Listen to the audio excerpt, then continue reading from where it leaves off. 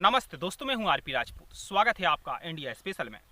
अफगानिस्तान में अब होगा तालिबान राज। 2 दशक बाद एक बार फिर से तालिबान जाग उठा है और अफगानिस्तान को अपने कब्जे में ले चुका है। अफगानिस्तान की सेना और सरकार पूरी तरह से अब सरेंडर कर चुके हैं। अफगानिस्तान के राष्ट्रपति अशरफ गनी देश छोड़ चुके हैं और सेना ने भी अब हथियार डाल दिए हैं। काबुल एयरपोर्ट की हम आपको तस्वीरें दिखाते हैं कि किस तरह से लोग अब देश छोड़ना चाहते हैं और दूसरे देशों में पनाह लेना चाहते हैं। एक काबुल एयरपोर्ट की आप तस्वीरें देख रहे हैं।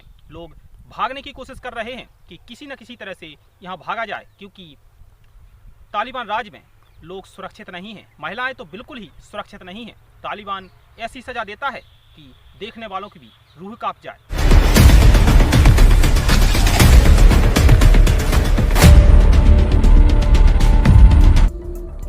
अफगानिस्तान में होगा आतंक का राज।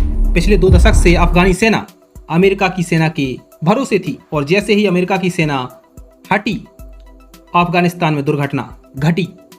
पिछले 20 साल से अफगानिस्तान सरकार अपनी सेना को इतनी मजबूत, इतनी सशक्त नहीं बना पाई कि तालिबान उसका मुकाबला कर सके। दूसरी तरफ तालिबान इसी फिराक में था कि अमेरिका की सेना कब यहां से भागे और हमारा कब्जा हो।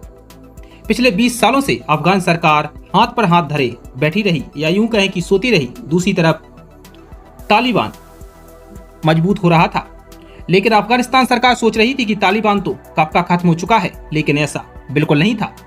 तालिबान अपनी पूरी तैयारी कर रहा था, होमवर्क कर रहा था कि अमेरिकी सेना कब जाए और पूरे अफगानिस्तान पर कब्जा करें।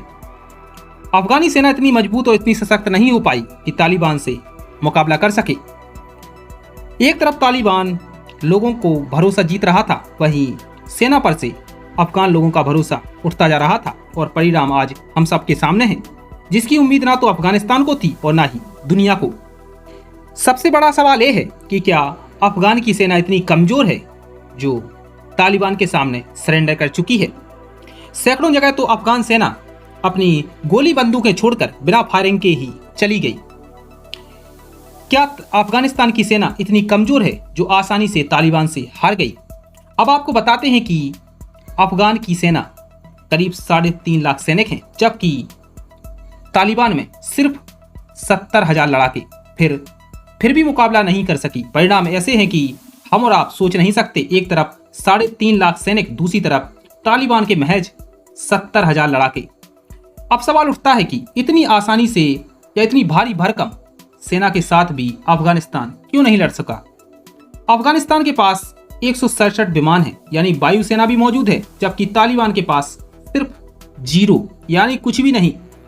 तालिबान के पास ना वायुसेना, ना विमान और ना ही हेलीकॉप्टर, फिर भी परिणाम तालिबान के पक्ष में है।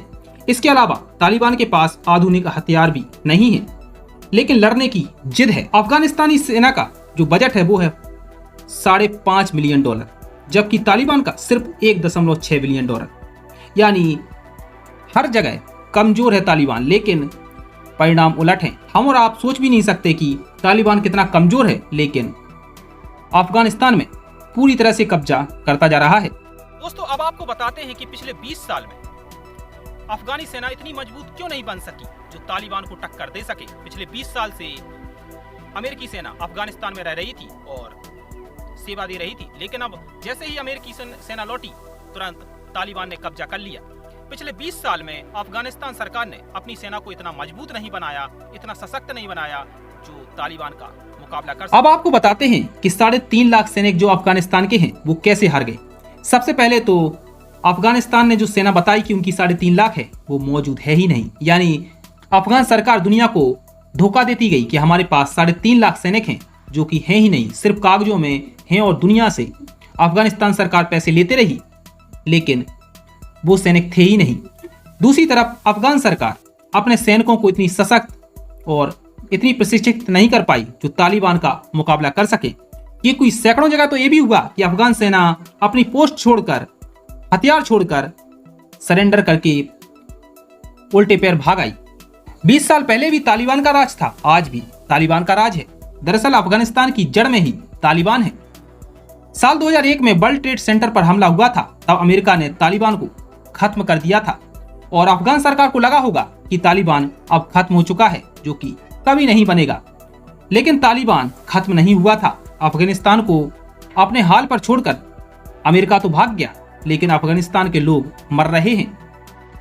अफगानिस्तान की जनसंख्या करीब 4 करोड़ है। अफगानिस्तान में 99% मुस्लिम हैं जो जातियों में बटे हुए हैं। यही इसकी मुख्य वजह है जिसकी वजह से तरक्की नहीं हो पा रही है।